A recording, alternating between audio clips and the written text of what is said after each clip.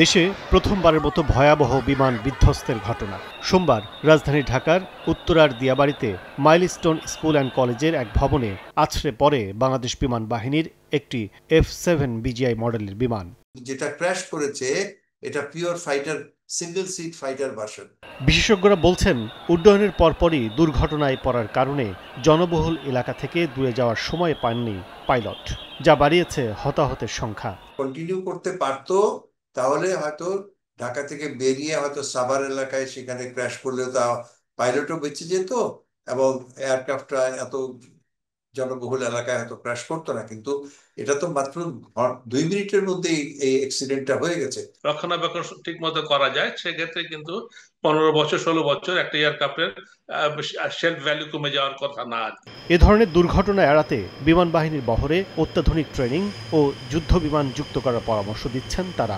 আমাদের fighter plane একদম যেটা 20 বছর আগে আরো আধুনিক হওয়া উচিত ছিল সেটা হয়নি। বিমান বাহিনী থেকে বারবার বহু বছর বলা হয়েছে যে আমাদের কয়েকটা ফাইটার স্কোয়াড্রন তো থাকা উচিত। সরকারের উচিত ইমিডিয়েটলি অন্তত 2টা স্কোয়াড্রন অত্যাধুনিক ফাইটার স্কোয়াড্রন আনা উচিত। অর্থনৈতিক একটা বড় ইস্যু আছে। যুদ্ধাস্ত্রের ব্যাপারে বা প্রতিরক্ষার ব্যাপারে কখনো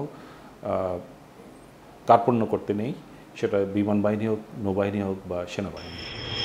অত্যাধুনিক বিমান কেনার পাশাপাশি সঠিক রক্ষণাবেক্ষণ যেমন জরুরি, তেমনি পাইলটের দক্ষতা বৃদ্ধিতে উপযুক্ত প্রশিক্ষণের সুযোগ থাকা জরুরি বলে মত তাদের। অ্যাক্সিডেন্টের 2টা কারণ, একটা হচ্ছে ট্রেনিং যদি আপনার দুর্বল থাকে, আর 2 নম্বর যদি যথেষ্ট ফ্লাইং না হয়। এমন মনে করেন আপনার অনেক পাইলট আছে কিন্তু এয়ারক্রাফট নাই, তখন আপনি কি করবেন? বাংলাদেশে এই মডেলের বিমানের তৃতীয় দুর্ঘটনা এটি। এর আগে 2018 সালের নভেম্বরে টাঙ্গাইলের মধুপুরের রসুলপুর ফায়ারিং রেঞ্জে মহড়ার সময় F-7 BG ও 2021 সালের নভেম্বরে চট্টগ্রামের জহুরুল হক ঘাঁটি থেকে উড্ডয়নের পর বঙ্গোপসাগরে বিধ্বস্ত হয় F-7 MB।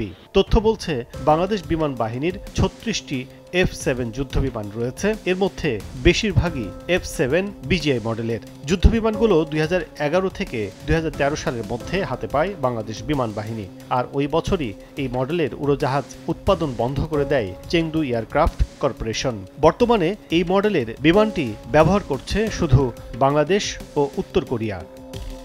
কাজল আব্দুল্লাহ, সময় সংবাদ, ঢাকা।